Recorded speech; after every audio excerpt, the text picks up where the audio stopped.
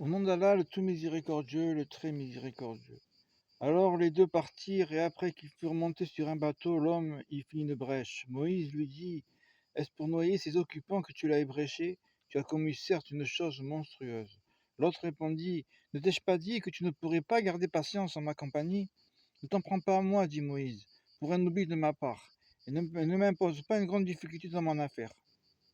Puis ils partirent tous deux, et quand ils eurent rencontré un enfant, l'homme le tua. Alors Moïse lui dit: As-tu tué un innocent qui n'a tué personne?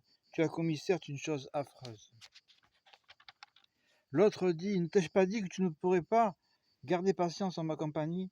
Si après cela je t'interroge sur quoi que ce soit, dit Moïse, alors ne m'accompagne plus. Tu seras alors excusé de te séparer de moi.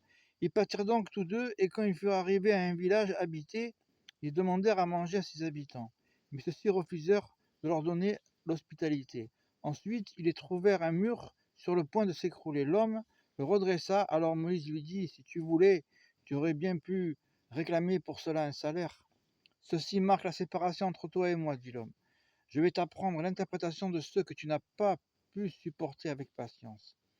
Pour ce qui est du bateau, il appartenait à des pauvres gens qui travaillaient en mer.